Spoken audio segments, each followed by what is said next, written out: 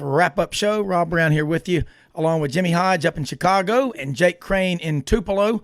Lots to talk about. A lot of SEC games. Memphis played last night, AAC, college football around the country. We got a long way to go, folks. And, look, let's get started right now. In the SEC, Tennessee lost their fifth straight game. Georgia struggled. JT Daniel came on board, Kentucky. But, Jimmy, Jake, let's get started. And, Jake, let's talk about the Tennessee situation. What rumors last week, you broke the story on the show. There is the highest paid offensive coordinator, I believe, in college football. And he has done a horrible job of preparing the Tennessee catcher, first baseman, infield, outfield, in the history of the world. But if the pitcher can't throw strikes, it doesn't matter. I mean, the quarterback is the brain of the body on offense and really up the team. Almost works all the way down the field until the field starts to condense, and he has to really make reads, or that end zone starts to get into play. And Auburn was able to bait him into some throws, or you turn the ball over that leads to scores. You're not going to win games in this league. Yeah, it's a real mess. Jimmy, you and I were talking a lot during the Auburn-Tennessee game last night. Called it the Jordan-Hare voodoo, Jordan-Hare magic. They seem to get an offensive or defense. The last 4 or 5 weeks, when he fired Jimmy Brumbaugh on the field during the Kentucky game, I think he lost his team, and the team just isn't getting any better. They play a little bit of good football and so forth. Everything fell apart in that Kentucky game when Garantano had back-to-back pick sixes, the last one being an 85-yarder.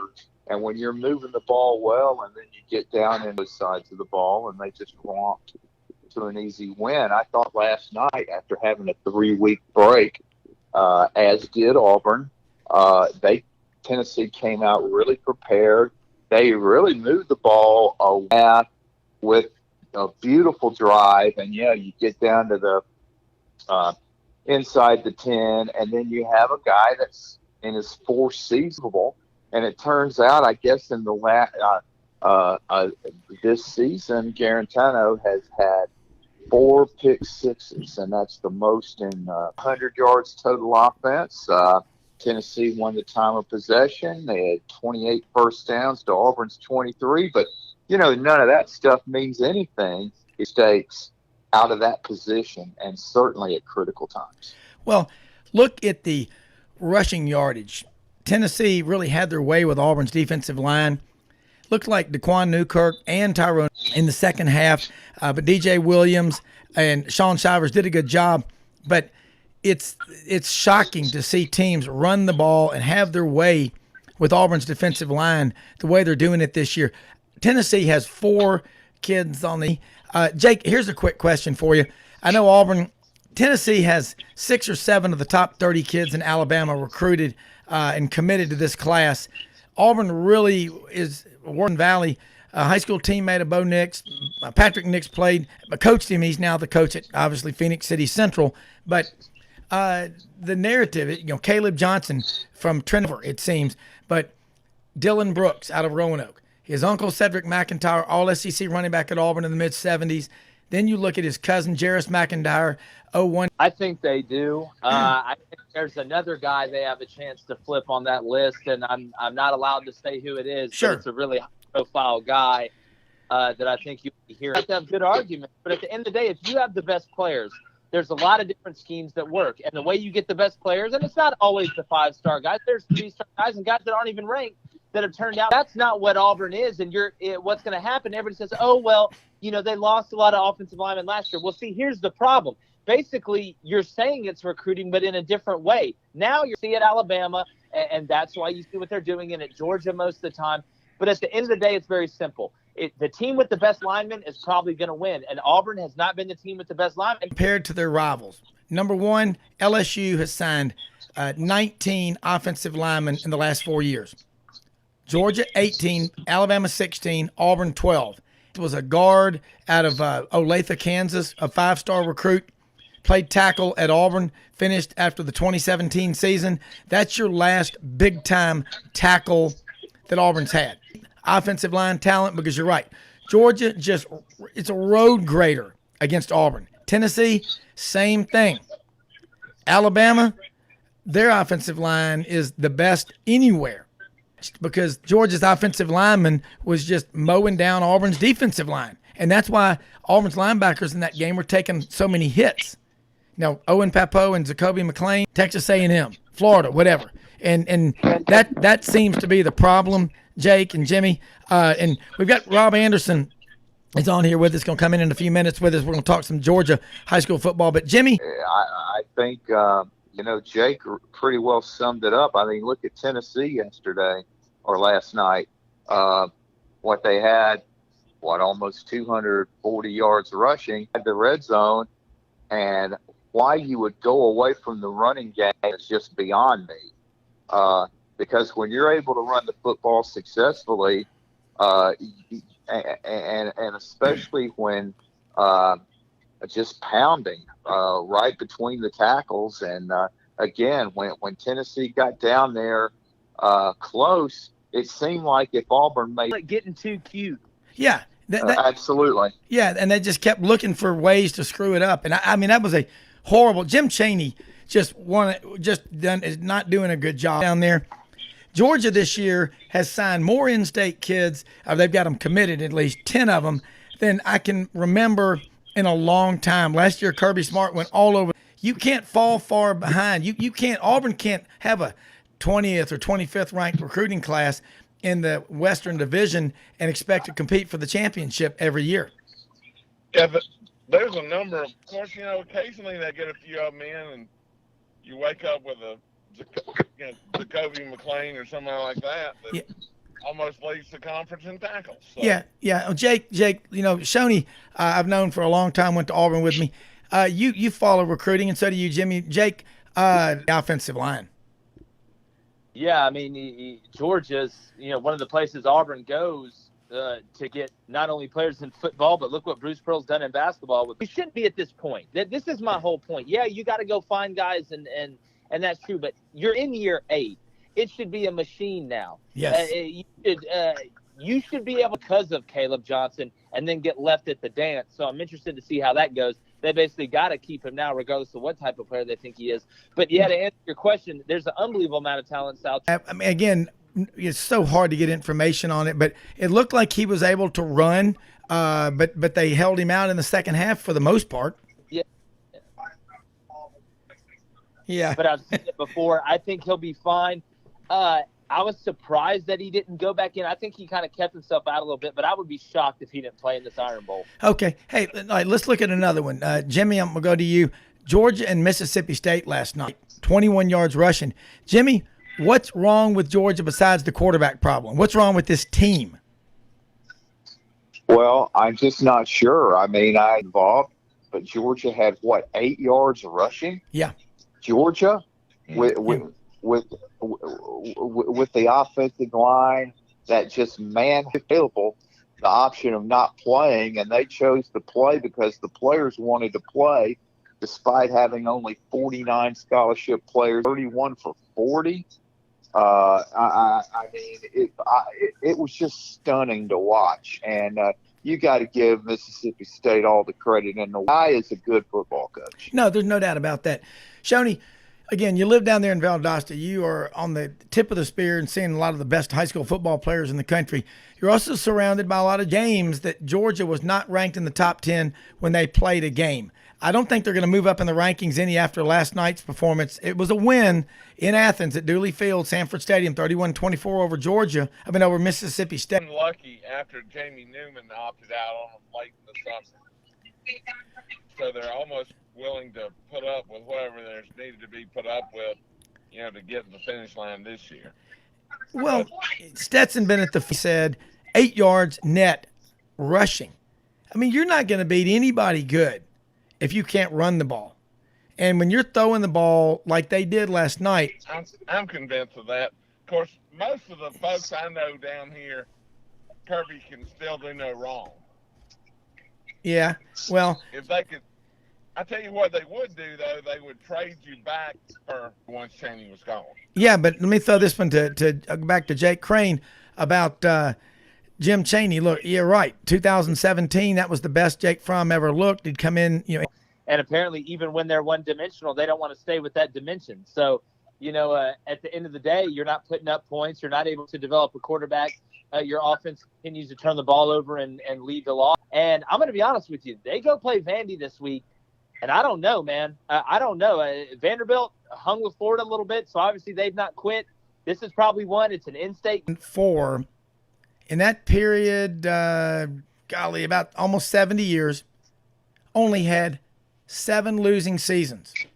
From 2005 through. But is Jeremy Pruitt too intense, too myopic in the way he coaches? Because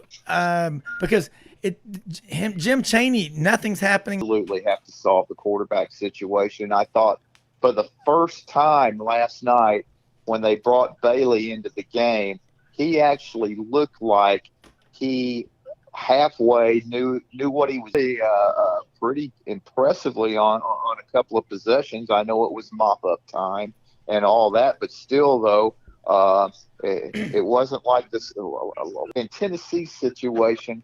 For them to get back to where they want to be, and for them right now, it's just small steps, and that is being competitive with the upper echelon team. Arkansas's had some issues with, Frank's just making a horrible throw at the worst possible time. And yet, though, red zone in this league, you're not going to win. And they have to be able to do that. Your game plan has to be consistent. I mean, Sunday, but bright and early Monday morning, get your day off to a great start. If you're looking for a car, truck, or SUV, George Gully, the sales manager, will be there. 22 years over Apple technology packages and all the cars, trucks, and SUVs. The Chevy trucks up there, the Trail Boss. They've got the new Chevy Colorado, the Suburbans, the Tahoes. They are in purchase of Silverado or a Colorado. Again, the new 21 Tahoes and Suburbans are in stock. You can also lease a new Chevy Blazer for as little as $339 a month. New Chevy Trax SM Central.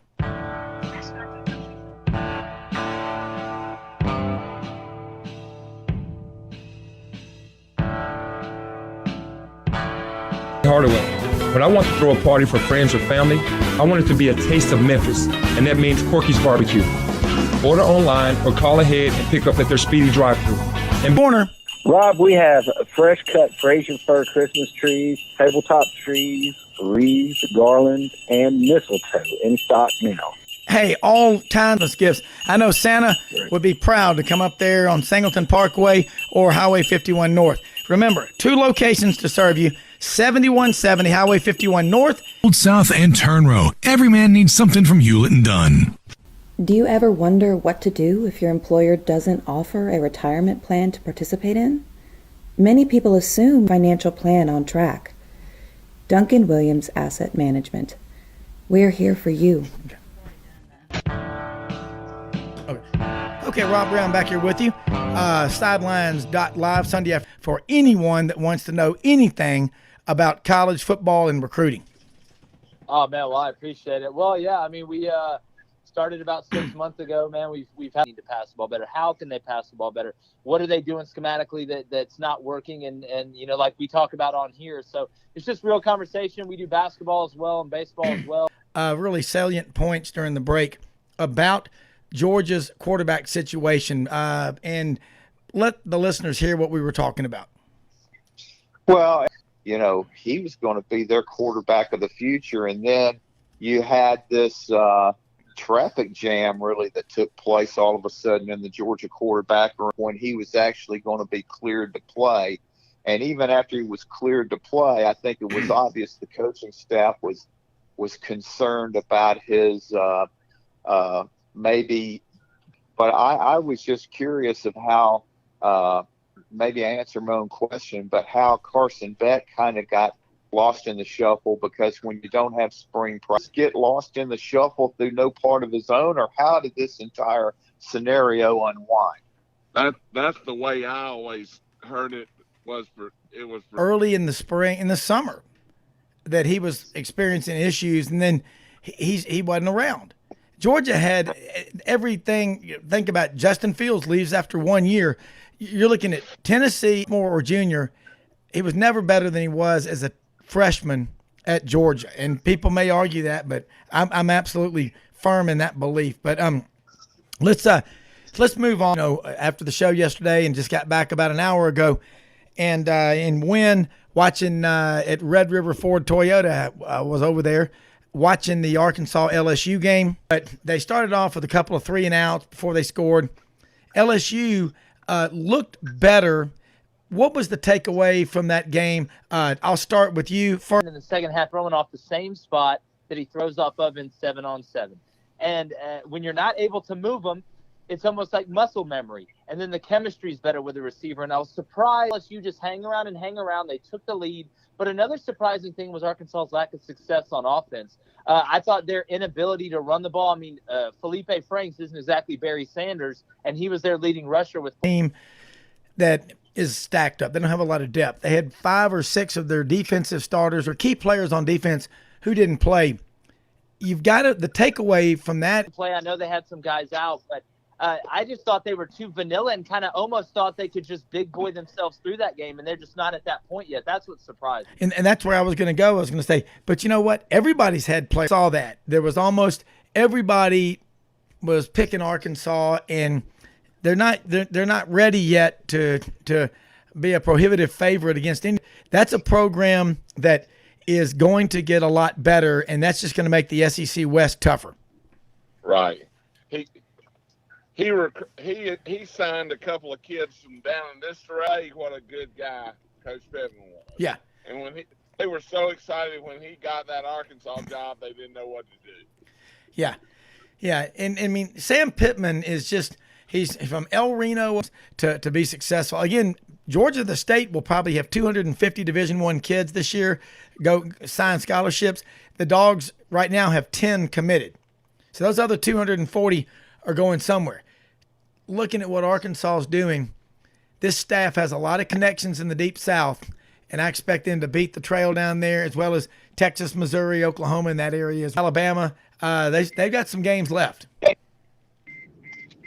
Well, I got to tell you, had I known that Arkansas was going to be missing 6 defensive staff, yeah. I mean, he's just a critical player for them.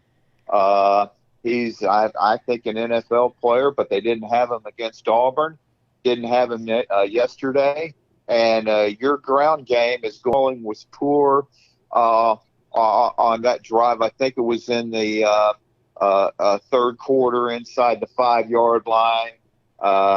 They had Franks running the ball, like Jake mentioned, and he slipped on a third down play, forced them to pick 6, and it was just a killer. You know, when you're playing a team with better talent, even though you have better kids, the field goal partially blocked there at the very end. But yeah, I really felt bad for Arkansas because had they had, even I thought LSU came out, they looked like they were excited to play.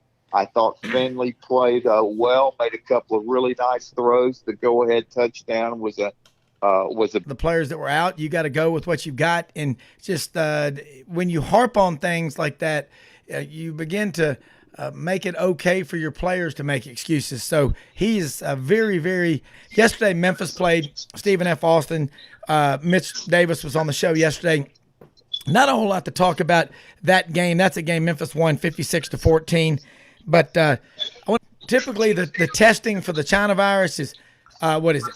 Sunday, Wednesday, Friday, and Memphis is scheduled to play this game. They've all improvement have you seen in Memphis, at least defensively in the last few games?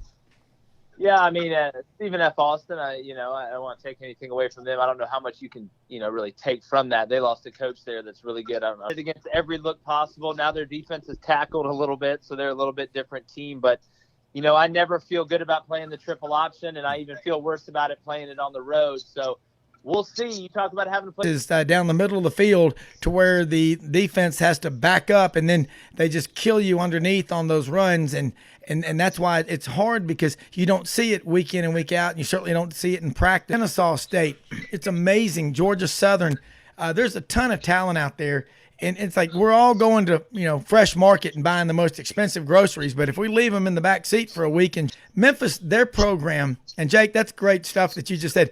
And Shoney, I'm going to throw this one up to Jimmy. Jimmy, Memphis's program, they're trying to make it a national brand. The basketball program has been that for a long time. But wouldn't you agree, a championship program? Wouldn't you agree? Yeah, but when you're talking about a visit to Annapolis and to try to deal with that option offense, a season they're going to be happy with. But golly, the last 3 or 4 weeks, of course, not counting yesterday, the heavyweight Power 5 programs just completely stifle that option offense like BYU did. I would he decides to hand it off on the first option or be ready for the pitch. I mean, you have to be focused on every play at 7 or 8 minute drives that are going to eat up the clock, and that can keep your offense off the field. And if that happens 2 or 3 times, and they just want to keep the momentum going, because last year you went 12-2, lost in the Cotton Bowl, but you got to the Cotton Bowl, a Big Six Bowl, first time that's ever happened. So that was huge. Let me say something. The Forerunners, the Land Cruisers, the Toyota Tundra pickup truck, 4x4. Justin Wynn, the general manager of the Red River Ford Toyota, is great to deal with. They'll be open tomorrow morning, 8 a.m., 6 p.m., Monday through Saturday. Red River Ford Toyota in Wynn, Arkansas. Look, a lot of people from Memphis go back. Junior is getting back in. They want to see their friends from Memphis in the Mid-South. It's an easy 45, 50-minute trip from Memphis. If you're on I-40, packages that are keeping all of us that are working remote productive. You're never out of touch from your office, clients, and prospects. Look, tomorrow morning, again, they're going to be open to be completely confident when you go off the road that you will make it, and you'll be glad you did. All right, let's do this, guys. Let's take a quick commercial break. Shoney, thanks for joining us here on the show. Our eyes and ears on the ground in South Georgia. And I'm telling you, Jake, I know you follow recruiting closely. I've known Shoney, for 36 years. The man knows his 25 multi-sport guys, and Stan Rome was ranked right between LeBron and Allen Iverson. Wow. Well, that is cool. Well, County featuring Tree Rollins against Valsai featuring Stan Rome. Well, I'm going to tell you, there's so many athletes have come up from that area. It's absolutely Hey, listeners, it's fall, y'all. Give us a call at 388-0852. That's 388-0852 for Sidelines with Rob Brown. Hey, we're talking with Henry Jones of the Jones Orchards. They've been in Millington, Memphis, and the Mid-South since. We'll have a lot of friends over, Cousin Eddie, you name it. They're coming in to see you. What can people come up there and get they can't get anywhere else? It's in the middle of a working farm. We will still have Parkway in Millington. That's the Jones Orchards in Millington, Memphis, and the Mid-South since 1940. Hewlett & Dunn is a boot and clothing company on Collierville's historic. Cannot contribute towards your retirement. This is not true, and there are many ways to contribute towards your retirement and start developing your financial plan. Weird Sunday afternoon wrap-up show, Sidelines.live.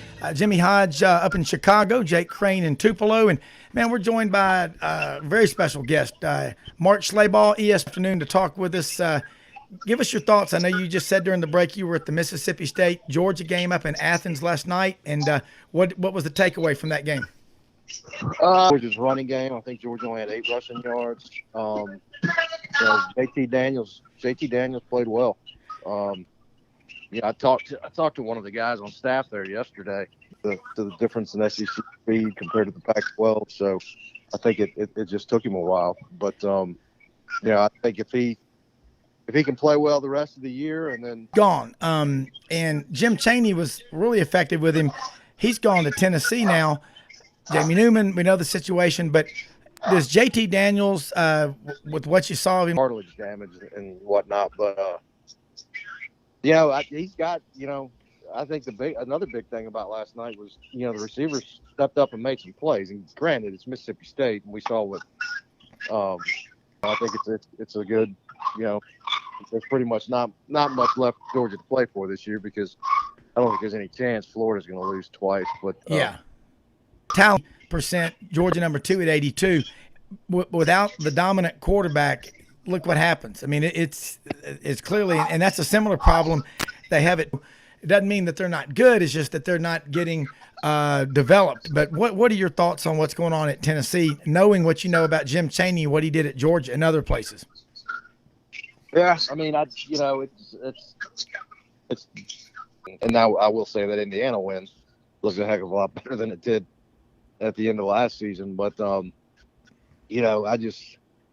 Garantano is a talented player and he's really athletic. But I mean, man, when that dude, it's the same situation with the Georgia though. I mean, I'm sure Kirby Smart didn't want to play Stetson Bennett. I mean, Stetson's a great kid. He's a great story. He works his tail off, but he's took a beating. Yeah. And just kept getting back up. But he's too tiny, and I know he's had some concussions and some other mental health issues. So I don't know. I'll be.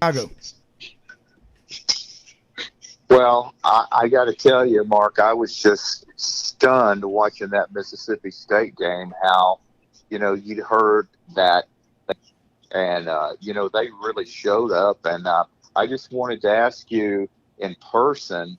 How did Will Rogers look? Because very competitive. It kept their defense off the field for a good portion of the game, and it really forced Daniels to really beating that. I don't think they're beating Mississippi State last night with Stetson Bennett or Dwan Mathis at quarterback. The kid made some big throws. He took some chances and threw it down the field regarded. That Georgia defense isn't what it was at the beginning of the year without Richard LeCount and a couple other guys. But, he played well. He was accurate. He didn't turn it over for them. Jake Crane down in Tupelo, come on. Yeah, well, I mean, mine really isn't a question as much as it's an observation. I think Mark will agree with. And just with the talent that Georgia has at receiver and will have at receiver, have a quarterback that can put the deep ball in there. I thought Fromm was good with it. I didn't think he had it really in a arm. But you got to have guys that can stretch the field, and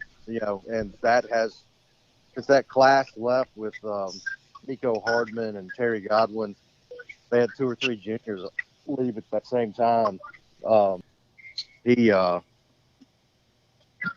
played better. Yeah, he's regressed. I thought he'd regressed a little bit this year, but the Burton kid looks really good. He can fly. JT, you gotta have at least have the threat of throwing the ball down the field, or Mississippi State crowded the line. 401 yards passing. Then similar situation. You look what Chad Morris is doing with Auburn's offense. Jeremy Pruitt against Gus's. Tyrone Truesdale and Daquan Newkirk for Auburn got banged up in the game. Both offensive tackles, Alec Jackson and Ham, both of them were hurt. And then Tank Bigsby. I don't know how long he's going to find ways to make the big plays when they've got to have them. Yeah, I didn't get to see much of that one at all. But, yeah, if they don't have Tank Bigsby, I don't think they've got much of a chance. Yeah.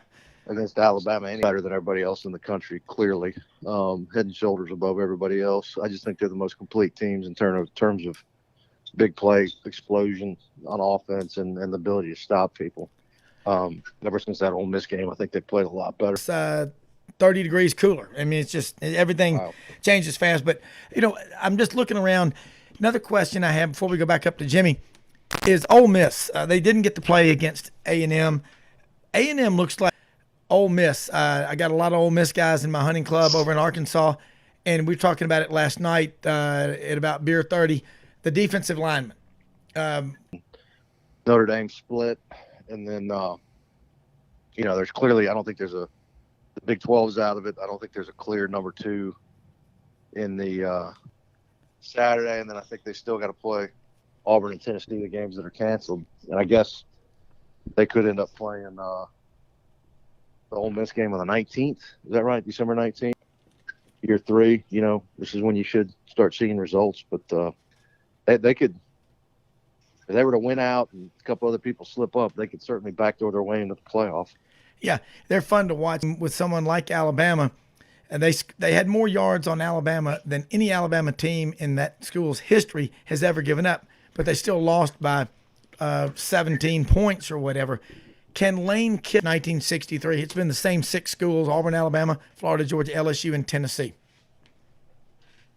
Yeah, I don't know that Muschamp could work coordinator. His name's going to start coming up for some jobs. Maybe he'd go back with Kirby. Maybe he could go back with Nick at Alabama. If Golding were to make a move. So, Baylor, North Carolina with Larry Fedora, you run that tempo, man. You are really taxing your defense, and they need to upgrade talent on that side of the ball. And you'd ask for dinosaurs, man. If you can find a guy like, Jordan Davis at Georgia or Montravius Adams or somebody at Auburn in the past, or Derek Brown. I mean, those have sheer size and experience.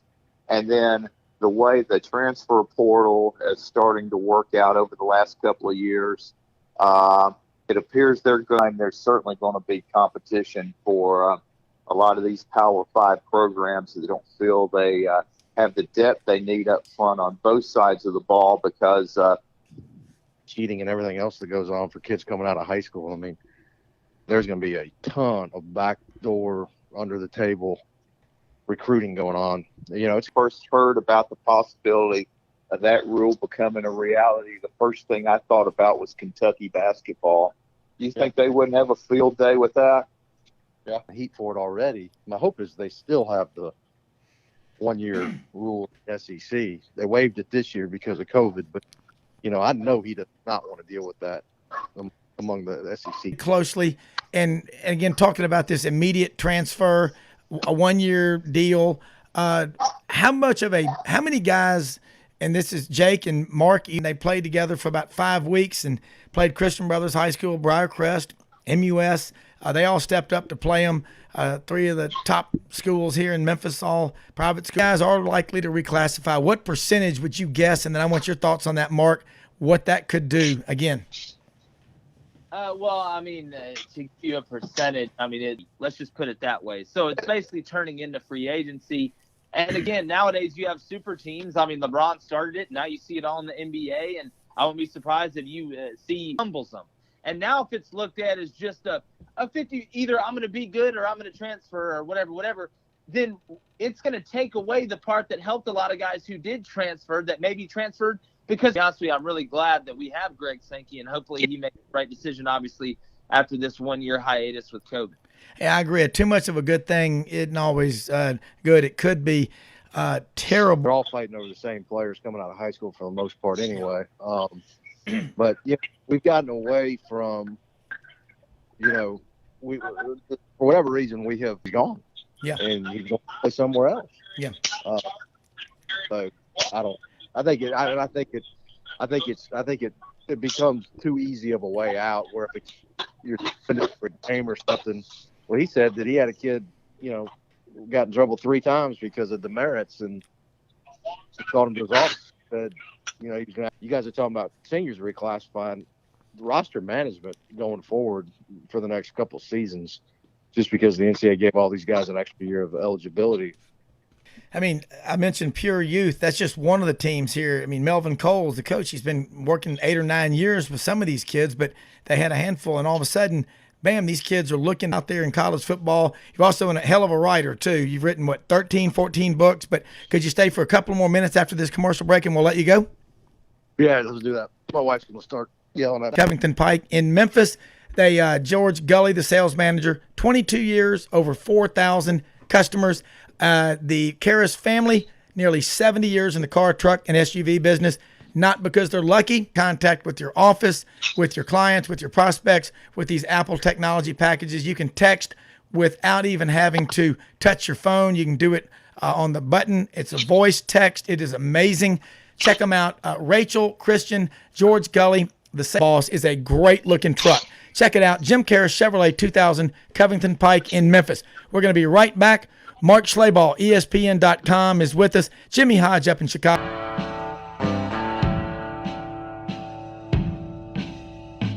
Hey, listeners, it's fall, y'all. Give us a call at 388-0852. That's 388-0852. And be sure to tell them that Penny sent you. Sidelines with Rob Brown. Hey, we're talking with Henry Jones of the Jones Orchards. They've been in Millington. Hey, all kinds of food. People have a lot of friends over. Cousin Eddie, you name it. They're coming in to see you. What can people come up there and get they can't get anywhere else? It's in the middle. North and 6850 Singleton Parkway in Millington. That's the Jones Orchards in Millington, Memphis, and the Mid-South since 1940. People assume that it means you cannot contribute towards your retirement. This is not true, and there are many ways to contribute towards your retirement and start developing your financial plan. Okay. Rob Brown back here with you on the Sunday afternoon Sidelines wrap-up show. Hey, we got the college football roundtable going. Jimmy Hodge up in Chicago, Jake Crane in Tupelo, finished up at Auburn. But guys, welcome to the roundtable on Sidelines. We got another 30 minutes or so to go, and I know, again, Mark, thanks so much for taking time. You've got a family, a lot going on over there, but potential mess. Yeah, anytime the NCAA gets involved with anything, it turns into a mess for the most part. But for a school like Alabama, or already had financial challenges before COVID, and now it's only been amplified. But like Georgia Tech, UCLA, a couple of months ago about it, and he's like, I got 9 kids coming back who say they're coming back. I really don't want them to come back. He said, I'm only gonna be able to sign about 10 players now. Yeah, well, no, I was just sitting there listening, and you're exactly right. That's something that many of us really didn't think about when we heard that they were going to be getting that extra year of another year. Absolutely, it's going to be a log jam, with those number of scholars for sure. Yeah. I mean, and look, there's a kid somewhere that's not going to get a scholarship, even if we get the playoff in and everything else. They're still going to be $100 million in the hole. And you just, to take on that additional expense of 10 to 15 extra scholarships, I think it's going to be really challenging. Yeah. They're going to get an extra year, assuming they may get boxed out this year because of the scholarship challenges. Would they get like a hardship, 3 or 4 years down the road? Would they kind of offset it that way? I don't know. That's a good question. I don't know if kids are going to have to take like what do they call it, a gap year? Yeah, it could be. I mean, there may be winners and losers in this because, a kid that takes a gap year, he might put on the 25 pounds where a D1 75 or 80 million. The TV ratings, we haven't heard much about those, but if the TV ratings are a lot higher than they normally are, will that directly translate to more dollars? And would that be a possible poison pill out there to stop this from happening again? And the second question is, what's it going to look like for the bowls? I mean, ESPN is incredible what they've done. And I haven't seen the ratings, but I would guess that the ratings aren't great because it seems like the ratings for all live sporting events are down. I actually brought that up to a commissioner this summer, said, hey, if the ratings are through the roof because nobody can go, couldn't the conferences make up some money from that? And he said, yeah. He says, this the Fenway Bowl, which was a new one at Fenway Park, the LA Bowl, the Motor City Bowl in Detroit, and maybe the Holiday Bowl was another one, I think. They aren't playing, but they're still, I think, 42 or something. That's what I want to get into for the remainder here. Go ahead, Jimmy. Well, when you consider the idea that all precedent has been broken by work something out after in the off season with ESPN, Disney, or and just go ahead and go to 18, work out the remaining part of the original contract because they're getting it almost for free, considering what Disney's paying for the package. They said it's too many games and they worry about it. The season stretching into a second academic semester, which I don't think is a huge deal, but I'm just told that kind of soon until the day before, and then once they changed their mind, he was going, "Oh yeah, man, we're all behind this playoff situation." Exactly.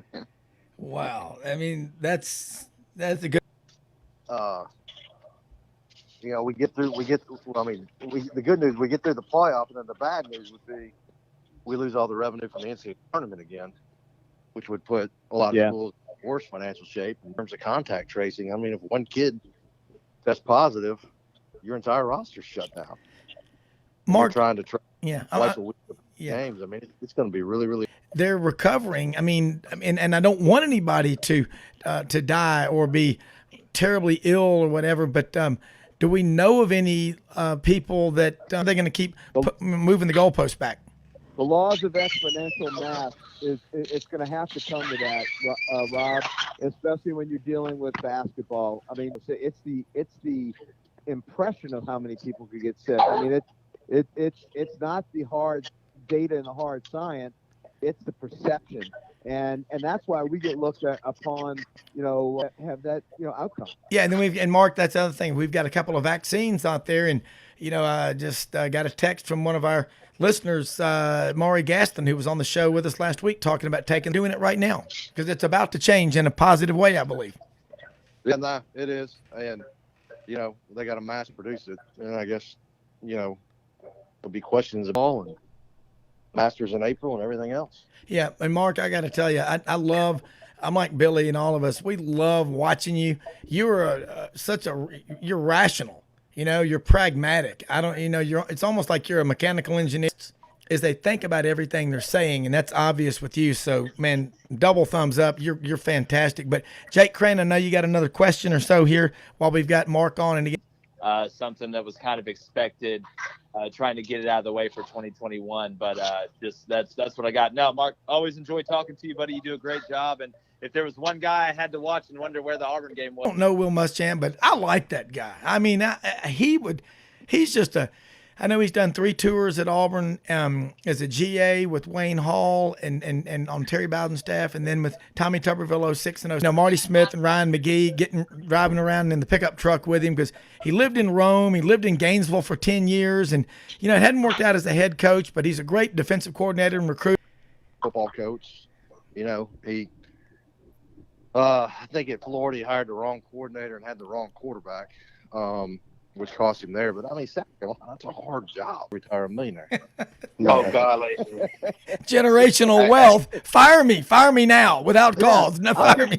I'm getting paid from 2 programs. Yeah, I was at Auburn, and so I've got obviously friends at both schools. A lot of guys I went to high school with, and it seems like that rivalry's gotten a little nastier edge than it used to have. It used to be, you were going to stay with your friends from high school in their apartment when you were on the road, with your. Talk about Lauren Smith. We have Lauren Smith was on the show with us last weekend, and love having him on. Of course, I grew up, still do, listen to AM 750 WSB Atlanta. Lauren, what do you got? Quickly. I got to tell you, I love that rivalry. Mark, John Durham, Robert Durham, and all of the wonderful people that we call them the War Dogs, okay? I want to get that thing going. Of course, it would help if Auburn could win some of them too. But that's right. Yeah, your thoughts? I just get fired up about it. Yeah, back in the 80s, 70s, and then the guy who screwed that up ended up transferring to Auburn, right? Yeah, that's right. And I think barely hitting Murray didn't help. Yeah, that's right. Trey Matthew, Trigger Trey from over in sprinklers. Yes, but Mark Bradley called them water cannons, and the rest is this. Well, look, Mark, when you hold them for an extended period of time, they do emit a jet-like spray. Now, man, I tell you one thing. Hey, the best. Yeah, go ahead. No, I was telling you, I thought maybe as ugly as it got, though, was in that 2010 game. It got to the end in the last minute or two of that Georgia game where the entire Georgia offense went after Fairley on a play when they snapped the ball. Yeah. And I think it really ratcheted up at that point. Yeah. Well, Mark, I will say this. As long as there's guys like John Hearn, Robert Durham, and you, Lauren Smith, the people that we have, and we have Hudson Mason, we've had real quick, and I'm going to let Mark close with something. I'm going to ask him one more thing. One of our sponsors, Red River Ford Toyota, Wynn, Arkansas. They'll open up tomorrow morning, 8 a.m., 6 p.m. Monday. Wynn, Arkansas, right there, 64 and Highway 1. You take about a half-mile trip south, and you cannot miss Red River Ford Toyota. Justin Wynn is the general manager. online before you even go in there. But when you get there, they'll help you get what you're looking for. Again, one of our sponsors. And Mark Schlabach, ESPN.com, thank you so much for being on here. You say carries a hell of a lot of weight, not just on this show, but around college football and all over the country. No, I appreciate it, Rob. Yeah, no, I think I've done about 20 or so books. All the BYU fans are yelling at me on Twitter. There has to be one. Oh no! Don't get them mad at you, Mark. That's not a good. That's right. BYU fans. I got Pitt fans mad at myself as well, and hopefully you can come up here and go duck hunting with us this year. Would love to have you. Again, Mark Schlabach, ESPN.com. The second hour, man, this is great stuff. Jimmy Hodge, thank you to you over there. Great people to work with. Let me say this. I loved, remember, Jimmy, the line Frank gave us Friday? We were broadcasting from Corky's Barbecue, one of our sponsors.